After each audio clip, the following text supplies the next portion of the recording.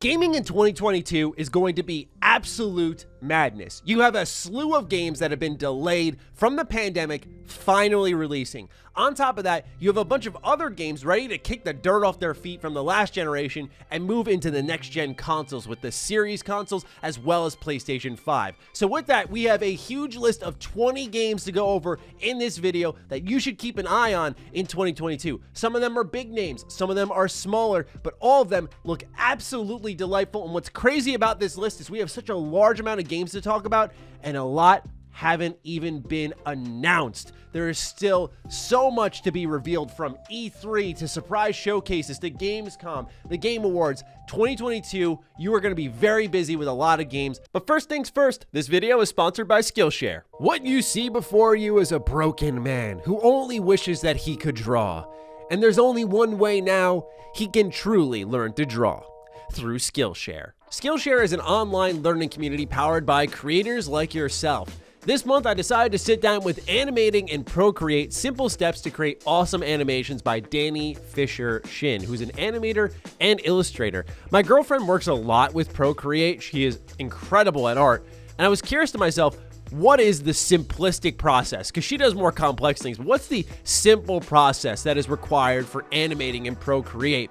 And watching Danny break it down into terms that I can understand was extremely helpful. And that's what Skillshare really does best: the ability to see and go, I can't do that. But then with these classes, they're broken down in a simple, easy to digest way that makes it fun to learn. It's a combination of video lessons, class projects, and hands-on feedback with short lessons to fit any schedule. So if you're like me, you're really busy, you can kind of just work with what is given to you. So if any of this sounds interesting, then the first 1,000 of my subscribers to click the link in the description will get a 1-month free trial of Skillshare, so you can start exploring your creativity today. All right, let's get things kick-started with everyone's favorite. That's right, Elden Ring, which is arriving February 25th, 2021. It was supposed to be in January, but that good old delay got us. This one has been long in demand by its fans and the industry at large since its reveal back in 2019 on Xbox's E3 showcase. Now it finally is arriving. Horseback riding, open world, tons of things that are familiar with the FromSoft franchise, but a lot of it new. And I cannot wait to see FromSoft tackle a brand new challenge in an open world setting. The reason for that is it's an evolution of their design. They have a lot of open-ended levels that all interconnect. What better way to go than open world? If anyone can remove the saturation and the fatigue I have from open world games, it's absolutely From Software, with their excellent design as well as the well-known difficulty of their games, from Demon Souls to Dark Souls to Sekiro, Bloodborne, of course, Bloodborne being my favorite. So I cannot wait to explore this brand new IP, again, coming January 21st. You think, all right, we just got one big release, we'll be fine. Nope. We're not pumping the brakes. 1 week later, Pokemon Legends Arceus comes out January 28th. This was a dream come true for myself and many others. Hopefully, Game Freak doesn't let us down like I felt they did with Pokemon Sword and Shield. Pokemon Legends Arceus is a somewhat open world game. They've said now they're in multiple hubs, but to me, that's totally fine. In fact, I kind of prefer that. Still, when you look at The Legend of Zelda and how Breath of the Wild really evolved that series, and you could see the love and care put into it, as someone who grew up with Pokemon and then fell out of love with it pretty quickly until Sun and Moon came around and then fell out of love with it again, thank you Sword and Shield, I really am hoping they nail this one with an inspired entry, and seeing the brand new 3D open spaces instills me with some level of confidence. Plus the new Pokemon that have been revealed. Again, as someone who grew up with the beginning of Pokemon, I cannot emphasize enough how crazy it is to look at blue, red, yellow, and then see how it's transformed here with Legends Arceus. So I really hope that they nail this one, because it's a vision that many of us have been hoping to see realized for many years. It doesn't slow down there. Then we have February 4th, Dying Light 2. This has been delayed so many times. It's been re-revealed so many times. This is the date that Techland has settled with. They delayed it from December 2021 to February 4th, 2022. And now we finally can see what this parkour open world zombie game is all about. That's also surprisingly good in co-op, by the way. I just got to shout out the original for that. Dying Light 2 takes things a step forward with its story, where you can actually make choices and it'll change how the world reacts when you make said choices. I thought that this was incredibly refreshing to see, because it was the one part of Dying Light 1 I didn't like. So even if the story sucks, if you can do some cool stuff through choices, I actually think that's kind of attractive for the game itself, because you can trust at least that the parkour, the melee combat, the gunplay, all that will be fine, fun, and on top of that, adding co-op in, it's going to be an absolute blast, I feel. So I can't wait to play this one. Then you get a little bit of a small break. 14 days later, 2 weeks, Horizon Forbidden West, the first big PlayStation exclusive of 2022, finally arrives. This one was also assumed to be coming out at the end of 2021. It faced a small delay. It's coming out here in February of 2022. It looks so much better than the original. When I look at all the fantastic PS4 exclusives that came out during that generation, I loved Horizon Zero Dawn, but I did feel like it resonated with me the least as time went on. With Forbidden West, it looks to address a lot of my complaints. Melee combat looks awesome. There's a lot more gadgets and things to mess around with. Verticality seems to be a big focal point here for Horizon Forbidden West. So all of that combined on top of being set in San Francisco, oh my God, it just looks incredible. Cannot wait to get my hands on this one. Again, the first big PlayStation exclusive coming out in 2022 of what I think will be many great ones. Then you get a little bit of a break, because March 4th rolls around, and that's where the GOAT shows up. Square Enix has this new art style called HD 2D. They used it for Octopath Traveler. I fell in love with that game. Years later, that same developer is bringing us Triangle Strategy. This is a tactics-based game with real choice and consequence again. Clearly, you can tell I like that stuff in my games. It looks much more mature, much more focused, but again, that art style just oozes personality for me. For those who want to know how they do it, it's a 16-bit art style, but placed in Unreal Engine 4. And to me, I think it looks absolutely incredible. It will age so well as the years go on, and has really reignited some nostalgia in me. Again, Triangle Strategy comes out March 4th. Then a few weeks later, March 25th, we get Tiny Tina's Wonderlands. I kind of felt my Borderlands hype get squashed in Borderlands 3. I gotta be real with all of you. But Wonderlands looks goofy. It looks fun again. I like the medieval theme, the D&D theme that it's got going on. It finally adds some mechanics in, like armor, that I've been calling for in Borderlands for a while. So I'm very excited for this one. After Borderlands 3 again let me down, this looks like a refreshing change of pace. So I cannot wait to see what Tiny Tina's Wonderlands has to offer us on March 25th. Then, over a month later, Stalker 2, the first big Xbox exclusive, albeit this is a timed one, arrives April 28th. I'm new to Stalker. This is going to be my first time diving in. A lot of people have been saying, Matty, you're a big Fallout fan, you're a big open world fan, you like post-apocalyptic. Try this game series out. Now, while Stalker isn't quite post-apocalyptic, it does have some of those vibes, because you're in a pretty dystopian setting, we'll just say. The game looks beautiful. The scale is huge. And I love how it looks like the gunplay has evolved when I looked at some of the older entries in the Stalker series. This is one that's been hanging around for a while, finally coming out at the end of April. And then the last of the games that we know a release date for is Starfield, another Xbox exclusive. This comes from Bethesda Game Studios, who's best known for Fallout and Elder Scrolls, and now they're bringing us their first new IP in over 2 decades.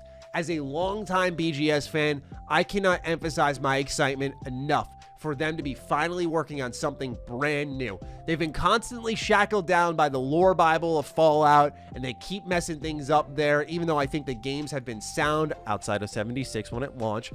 And I feel like when it comes to Elder Scrolls, that's their baby. They're going to take as long as they need with it. They needed something new. They were clearly burning out, and now teaming up with Microsoft for this new exclusive with Starfield, set in an open galaxy, you can kind of go where you want is what they're saying, and it's single player. I cannot wait to see what they do with this game, especially with Bethesda Game Studios stating this is a hardcore RPG compared to their past releases. That's what I've been looking for. Starfield, I imagine, will look excellent as it's on Creation Engine 2, finally an updated version of their engine for next generation consoles.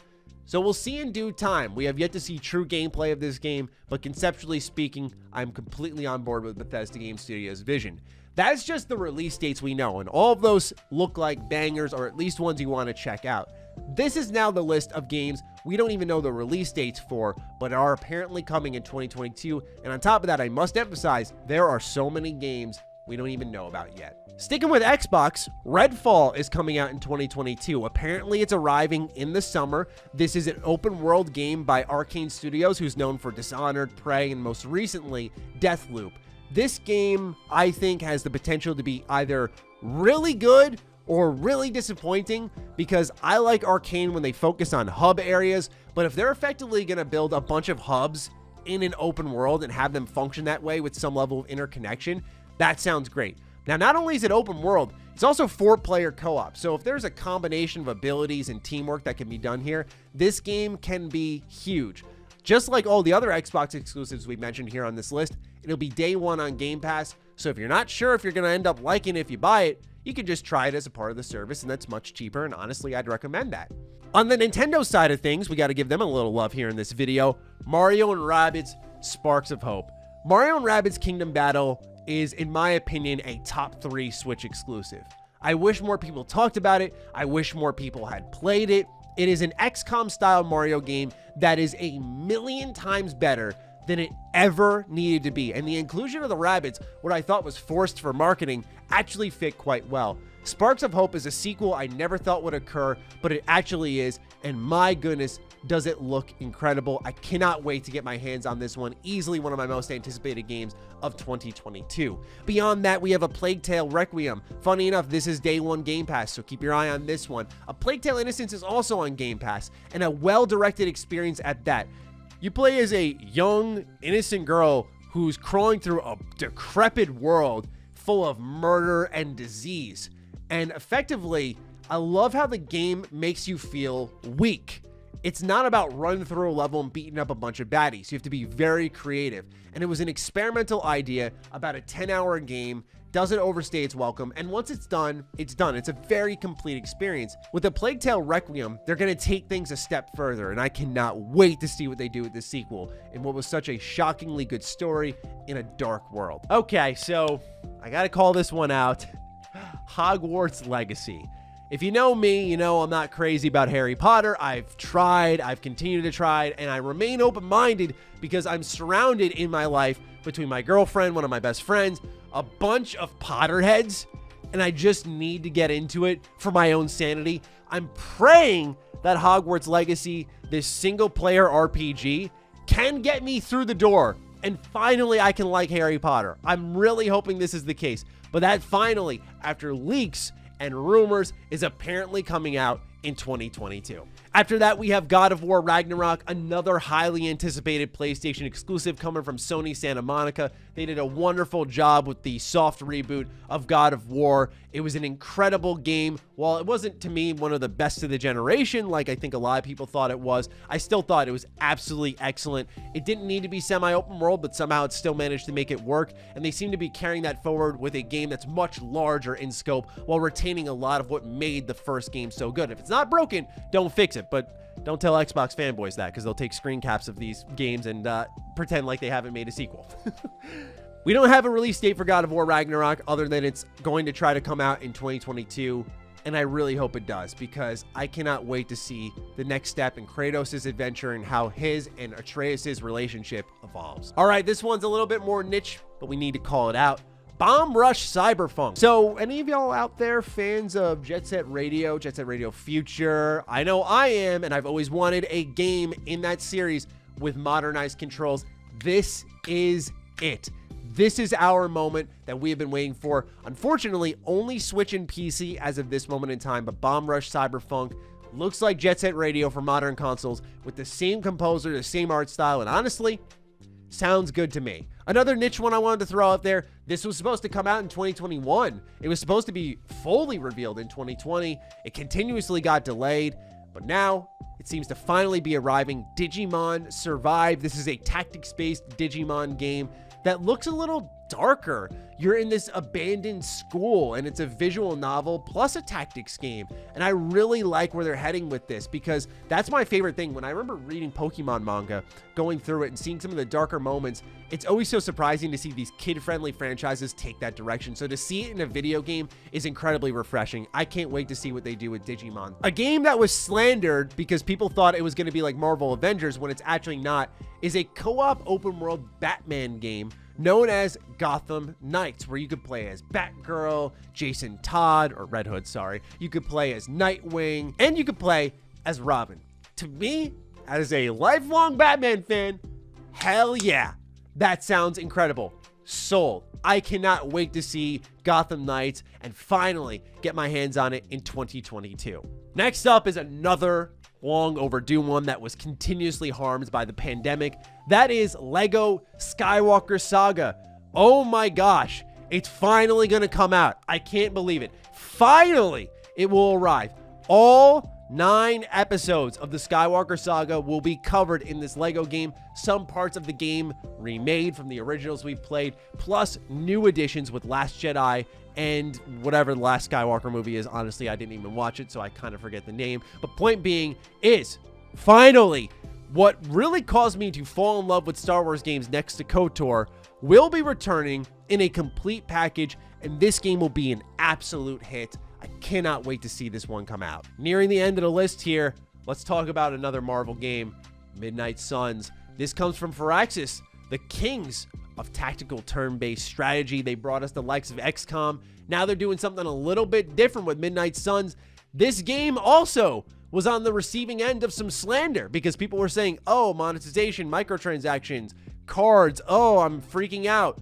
They confirmed day one there would be no monetization, no microtransactions, and they said that the cards are just about making a deck, like a build, which we've seen in great games like Slay the Spire, except this is much more curated. To me, that sounds incredible. I love that they're taking this kind of B-tier unknown comic franchise and making it something popular too. That's a very risky move when you combine those two, but with Marvel's pop culture influence, I think it's a great risk to take. They're highlighting some heroes that don't get a lot of attention, and honestly, as someone who loves strategy games, loves Marvel, and they have this social element where you can spend time with these heroes, sounds like such a good time to me. Of course, we'd be remiss if we did not bring up the Breath of the Wild sequel. Yes, so I imagine this is coming out in 2022, although Nintendo will take all the time they need with this one, given how absolutely successful the first one was. Probably one of the most anticipated games of all time when you really look at it. Breath of the Wild was monumental. Its attachment rate to the Nintendo Switch is absolute insanity at almost 75% of people who own Switches own this game. So the sequel will do insane numbers. There's no doubt about that. And the anticipation for it is high. It's simply Breath of the Wild yet again. So that's all people really need to know. And last but not least is a little bit of an indie gem I wanted to shout out. This is going to be coming out on Xbox Game Pass day one, so keep an eye on it. It's called Replaced. It's a 2D pixel art game with awesome looking beat 'em up combat, a seemingly dark world, and the way its story is told visually is really unique. I really can't wait for this one amongst all of these games on this list, so keep this one on your radar. That, ladies and gentlemen, was 20 games to keep your eye on in 2022. Are there any I missed? Of course, with the timing of this recording, it's very well possible some games got their release dates either announced or moved, but there are plenty more to be revealed and whatnot, so I cannot wait to do some gaming in 2022. What are you most looking forward to? Let me know in the comments down below. Other than that, take good care of yourselves. Be sure to follow me on Twitter, follow me on Instagram. Those links are in the description down below. And a big thank you to all the patrons, all the members who continue to support the hell out of the content here. Stay sexy, stay active. I love you all. Peace.